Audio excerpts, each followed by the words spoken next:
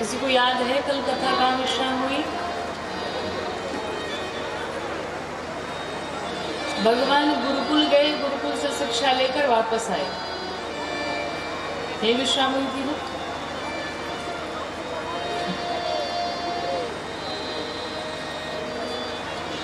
कथा पहुंची आपके बक्सर जिला में। बक्सर का नाम तो सुना है ना?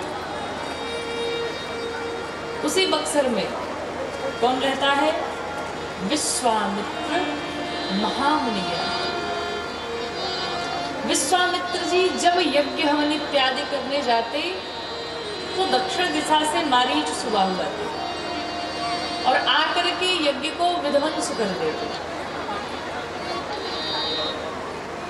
इससे एक चीज सीखने को मिलती है,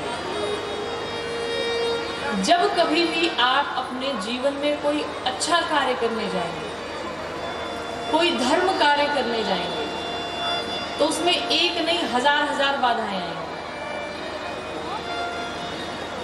उस समय तो मारीच सुबाहु, मारीच एक ही था, लेकिन आज गली गली मारीच सुबाहु घूम रहे यज्ञ को विध्वंस करने के लिए, धार्मिक आयोजनों को असफल करने के लिए। उस समय सिर्फ एक राम थे, एक मारीच को और एक सुबाहु को समाप्त किया। लेकिन आज जो गली गली में मारीच सुबाहु घूम रहे हैं, महाराज रावण घूम रहे हैं, एक राम से काम नहीं चलेगा।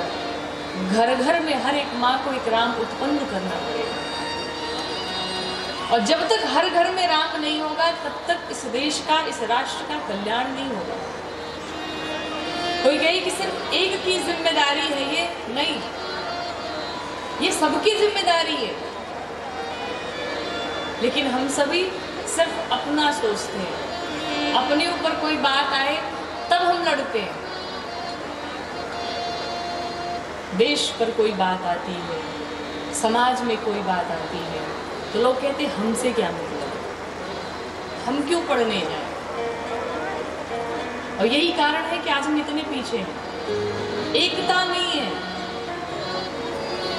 और देश की बात तो छोड़ दीजिए, घर में ही एकता नहीं है, भाई से भाई की नहीं बनती, और फिर मांग करते हैं कि हिंदू राष्ट्र हो जाए। कहां से संभव है? जब आप अच्छा कार्य करने चलेंगे, उस मार्ग में हजारों बाधाएं आएंगी, हजारों बाधाएं। वही अगर कोई गलत कार्य करने जाए तो कोई रोकने टोकने वाला नहीं मिलेगा आपको, लेकिन अगर कोई अच्छा कार्य करने जाएंगे तो लाखों लोग आपकी टांग खींचने में लगे रहेंगे। विश्वामित्र जी भी जब यज्ञ करने जाते तो मारीच सुबाहु आकर के यज्ञ को विध्वंस कर देते। विश्वामित्र जी बड़े परेशान हुए। विश्वामित्र जी ने मन में विचार किया कि भगवान का आगमन हुआ, क्यों ना चल के भगवान को ही मांग ले। विश्वामित्र जी श्रीधाम अयोध्या जी में आए, और आकर के जब आए, महाराज दशरथ ने उनका बड़ा ही स्वागत सम्मान अवभवित किया। उन्हें राजमहल के भीतर लेकर के गए, पद प्रक्षालन किया, पूजन वंदन किया, उन्हें बढ़िया 56 भोग पवाए। चारों भैया आकर के विश्वामित्र जी का आशीर्वाद लेते। राम जी लक्ष्मण जी एक तरफ खड़े हुए, भरत जी शत्रुघ्न जी एक तरफ खड़े हुए। विश्वामित्र जी ने सोचा कि लगता है इन दोनों की जोड़ी है, राम के साथ लक्ष्मण, भरत के साथ शत्रुघ्न, मतलब मुझे राम के साथ साथ लक्ष्मण को भी मांगना पड़ेगा। महाराज दशरथ इधर बार बार कहते, महाराज कुछ मांग लीजिए, आपको जो इच्छा हो सो मांग लीजिए, सोने चांदी हीरे मोती राजपाट गऊ, जो इच्छा हो सो मांगिए। लेकिन उन्हें क्या पता था कि विश्वामित्र जी क्या मांगने वाले हैं। विश्वामित्र जी मन ही मन मुस्कुरा रहे, महाराज आप हमें धन दौलत देने की बात कर रहे हैं, मैं तो राम को मांगना चाहता हूँ। लेकिन कहा नहीं। महाराज दशरथ के बार बार विनय करने पर, बार बार विनती करने पर विश्वामित्र जी ने कह दिया कि अनुजा समेत देहु रघुनाथ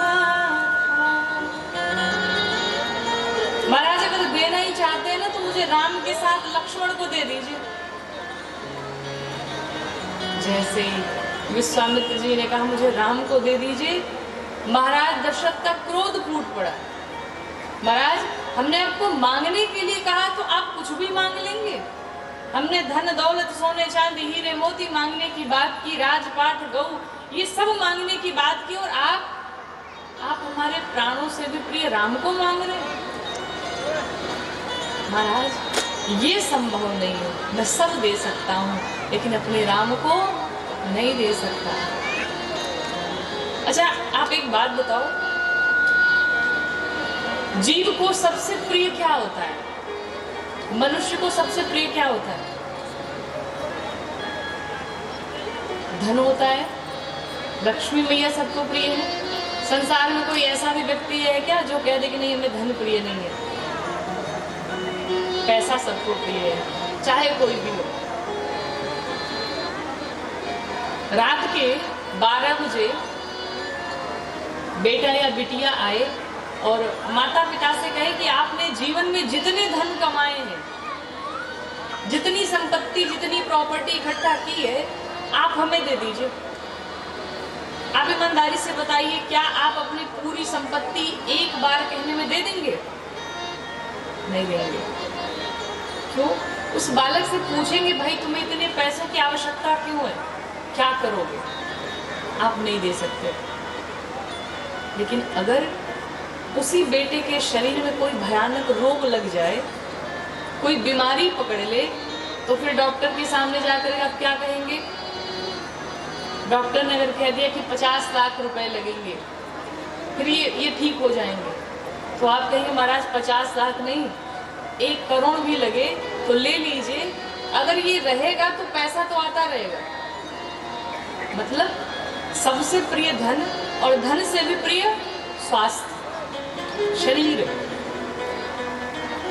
लेकिन अगर शरीर ही बची रहे और उस शरीर में प्राण ही ना रहे तो शरीर का कोई मतलब है क्या? कोई मतलब नहीं है। सबसे प्रिय धन, धन से प्रिय शरीर, शरीर से प्रिय प्रिय प्राण। और महाराज दशरथ कहते हैं कि उन प्राणों से भी प्रिय मेरे राम। मैं उस राम को नहीं दे सकता, मैं उन्हें जुदा नहीं कर सकता।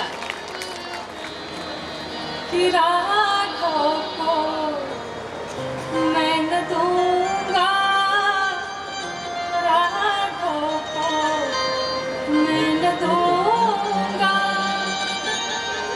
मुनिनाथ तजते तजते मेरे प्राण ना रहेंगे, मेरे प्राण ना रहेंगे। यह दान करते करते राघव को मैं न दूंगा। मेरे प्राणों से भी प्रिय मेरे राम है। महाराज, अगर आपको आवश्यकता है सेना की, तो मैं अपनी पूरी सेना के साथ चलूंगा, मैं युद्ध करूंगा, लेकिन मेरे प्राणों से भी प्रिय राम को मत मांगिए। मैं सब कुछ दूंगा लेकिन राम को नहीं दे सकता। चौथे पन में मैंने राम को पाया है और मैं नहीं चाहता कि क्षण भर भी मेरी आंखों से ये दूर जाए। मैं नहीं रह सकता इनके बिना। अब विश्वामित्र जी ने सोचा, ये राम से इतना प्रेम करते हैं, मैं कैसे मांगू, कैसे सबका कल्याण हो। तब तक गुरुदेव वशिष्ठ जी आए। जब वशिष्ठ जी आए तो गुरुदेव वशिष्ठ ने कहा, आप चिंता न करिए, मैं समझाता हूँ। गुरुदेव वशिष्ठ जी महाराज दशरथ को एक कक्ष में लेकर के गए और बड़े प्यार से समझाए। यहाँ गोस्वामी जी कहते हैं कि तब वशिष्ठ बहु विधि समझावा। तब वशिष्ठ जी ने बहुविधि समझाई। बहुविधि का अर्थ क्या है? बहुत प्रकार से नहीं, बहू लाने वाली विधि। घर में बहू कैसे आएगी? महाराज दशरथ से गुरुदेव वशिष्ठ ने पूछा, महाराज क्या आप चाहते हैं आपके घर में 4 बहुएं आ जाए? महाराज दशरथ प्रसन्न हो गए। ये होगा कैसे? आप चाहते हैं आपके पोते हो जाए? महाराज दशरथ उछल कूद करके नाचने लगे। कहा ये कब होगा? कहा ये तभी होगा जब राम को किसी संत के साथ में वन में भेजेंगे। और संयोग से संत भगवान आए भी हैं, आप इनके साथ में विदा करें। महाराज दशरथ को संतुष्टि हुई और जाकर के अति आदर दो तनय बुलाए, बड़े आदर भगवान राम लक्ष्मण जी को बुलाया और बुला करके दोनों को साथ में विश्वामित्र जी के साथ में विदा किया। भगवान राम विश्वामित्र जी के साथ में चल पड़े। चलते चलते ताटक वन आया और उस ताटक वन में ताड़का नाम की एक राक्षसी रहती थी। उस ताड़का के कानों में जैसे ही भगवान के वार्तालाप की आवाज पहुंची, ताड़का ने अपने हाथों को बढ़ाया भगवान की तरफ। विश्वामित्र जी ने कहा राम इसका वध कर डालिए। लक्ष्मण जी ने निकाले बाण मारने के लिए, राम जी ने रोक दिया। कहा देखो स्त्री पर वार नहीं करना चाहिए, स्त्री को मारना नहीं चाहिए, हाथ नहीं उठाना चाहिए, ये अबला है। विश्वामित्र जी कहते महाराज आप कह रहे हैं ये अबला है, ये सबला है, अबला नहीं है। इसने न जाने कितनों को खा लिया आज तक, इसका वध करिए। भगवान राम ने एक ही बाण प्राण हर लीना, दीन जान तिन निज पद दीना। एक ही बाण में प्राण हर लिए ताड़का। अभी तक विश्वामित्र जी जानते थे, 50% जानते थे ये भगवान है, लेकिन जब एक ही बाण में ताड़का के प्राण हरण कर लिए, विश्वामित्र जी को विश्वास हो गया यही भगवान है। यहाँ पर शस्त्र की विद्या प्रदान की विश्वामित्र जी ने, 2 विद्याएं प्रदान की, बला अति बला। ऐसी विद्याएं थी जिसको पाने के पश्चात भूख प्यास इत्यादि नहीं लगती। विश्वामित्र जी के आश्रम में भगवान पहुंचे। संध्या हुई, आरती व्यारू प्रसाद सब शयन करने गए। प्रातः काल हुआ, हमेशा की भांति विश्वामित्र जी आज यज्ञ करने बैठे। भगवान राम ने कहा हे गुरुदेव भगवान आप यज्ञ करें, मैं यज्ञ की रक्षा करूं। जैसे यज्ञ करना प्रारंभ किया, पूर्व की भांति मारीच सुबाहु आए यज्ञ को विध्वंस करने के लिए। लेकिन जैसे ही आए भगवान राम ने 2 बाण छोड़े। एक बाण सुबाहु के पीछे छोड़ा, सुबाहु की मृत्यु हो गई, और दूसरा बाण मारीच के पीछे छोड़ा। लेकिन जो मारीच के पीछे बाण छोड़ा वो निष्फल बाण था, बेहोश करके छोड़ दिया। क्यों छोड़ा?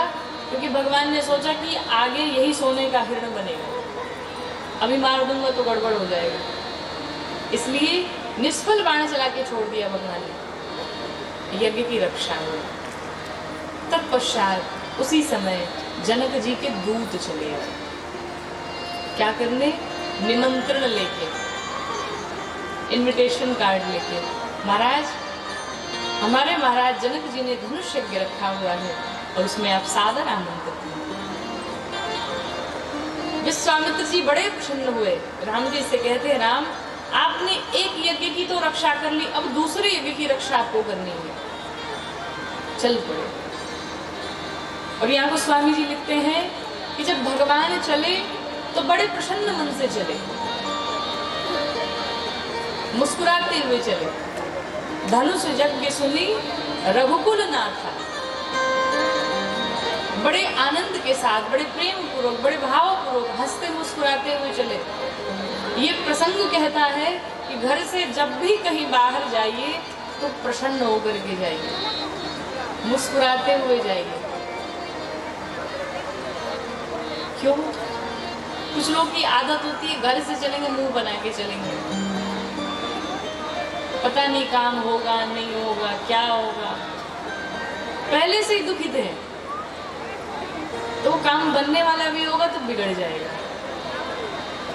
कुछ लोग की आदत होती है पॉजिटिव थिंकिंग उनकी होती है, वो सदैव सकारात्मक सोचते हैं। वो घर से जाएंगे भी तो उन्हें ये विश्वास होगा हमारे ठाकुर जी जरूर कृपा करेंगे, हमारा काम निश्चित होगा। कुछ लोग की आदत होती है हमेशा निगेटिव बातें करते रहते हैं, ऐसा नहीं होगा वैसा नहीं होगा। और महाराज कहते हैं कि जिह्वा पर 24 घंटे में एक बार माँ सरस्वती का वास होता है, तो नकारात्मक बोलने वाले लोग जरा ध्यान से सुन लें। जिह्वा पर एक बार सरस्वती मैया का वास होता है और आप आपको आदत पड़ी है हमेशा नकारात्मक शब्द बोलने की, कहीं ऐसा ना हो जब आप उल्टा बोल रहे हो उसी समय सरस्वती मैया आकर के जिह्वा पर बैठी हो और जो आप बोल रहे हैं वही हो जाए, फिर क्या करेंगे? इसलिए हमेशा एकदम सकारात्मकता में रहिए, विश्वास में रहिए, नहीं भी काम होने वाला होगा तो हो जाएगा। कहते विश्वास बहुत बड़ी चीज होती है, विश्वास के बिना कुछ भी संभव नहीं है। पत्थर में भगवान होते हैं क्या? पत्थर में भगवान होते हैं? पत्थर में भगवान नहीं होते हैं। भक्त का विश्वास पत्थर में भगवान को ला देता है। प्रहलाद जी को भगवान पर इतना विश्वास था कि जब उनके पिता ने पूछा कि ये बताओ तुम्हारे भगवान कहाँ रहते, तो प्रहलाद जी ने कहा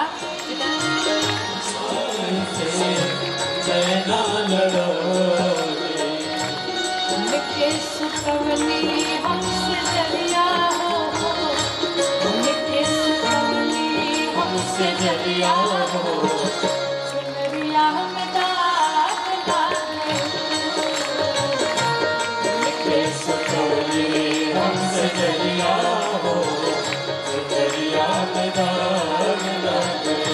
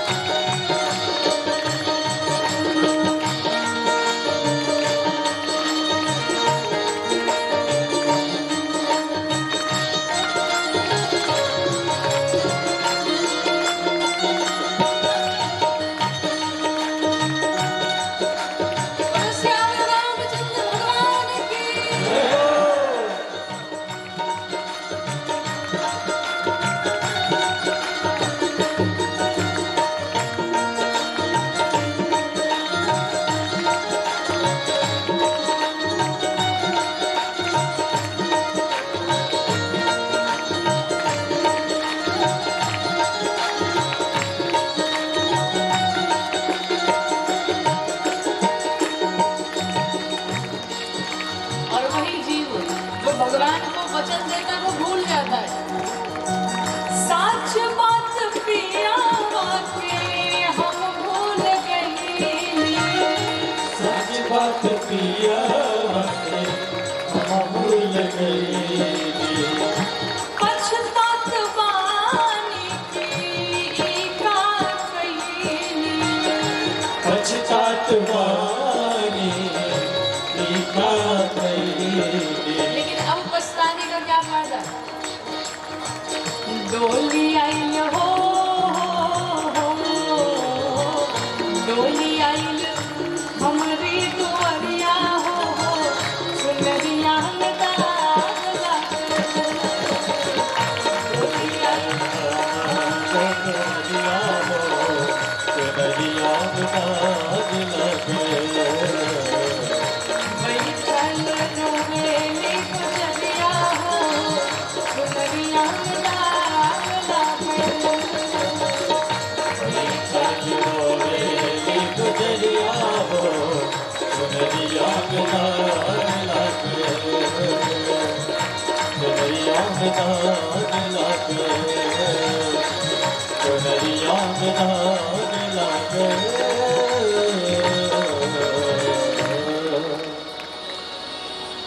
चुनरी के दाग हम कैसे छोड़ाई,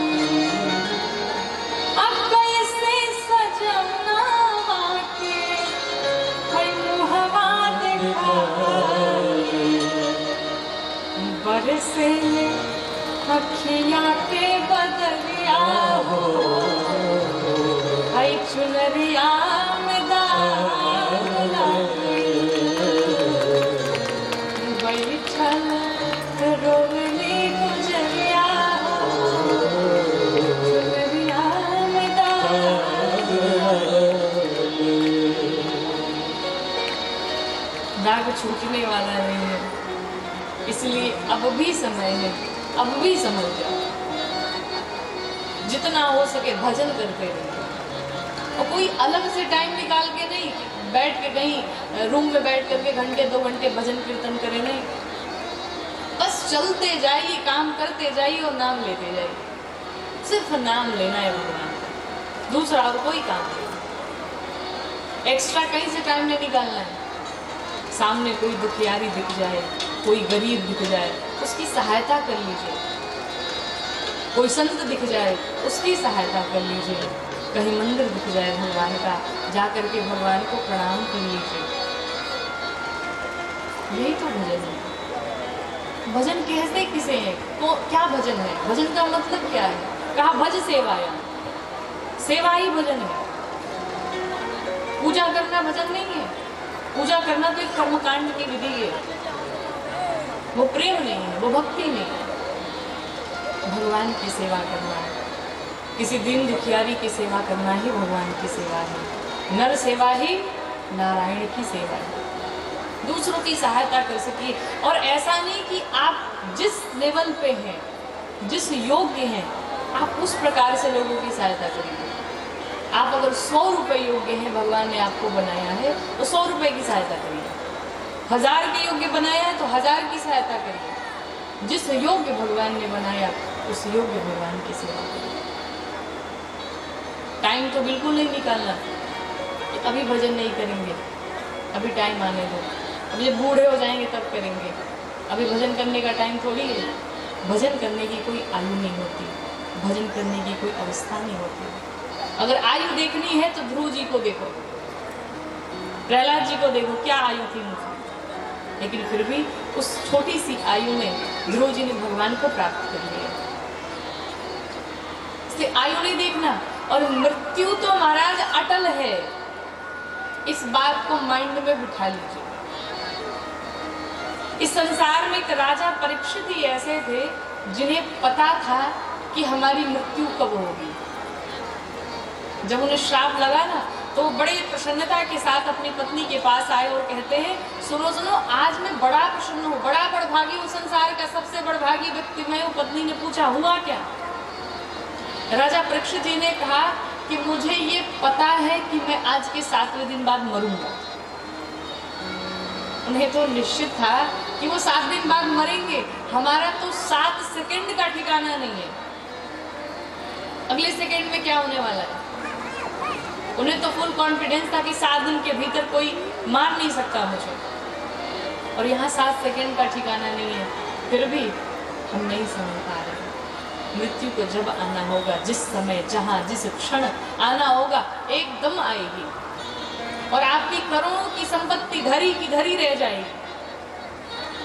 कोरोना टाइम में महाराज लोगों के पास अरबों खरबों पैसे थे, बड़े बड़े लोग थे, लेकिन उनके पैसे घर में बैंक में रखे रह गए, ऑक्सीजन नसीब नहीं हुआ, चले गए। पैसा काम आया क्या? नहीं काम आया, कोई नहीं सकता, सब पैसे से नहीं कमाया जा सकता। पैसा लोग लेके घूम रहे थे, भाई हमारे जितना पैसा लेना है ले लो, पर ऑक्सीजन मुझे मिल जाए। मिला क्या? नहीं मिला। जब बुलावा आ जाएगा, घंटी बज जाएगी तो जाना ही पड़ेगा।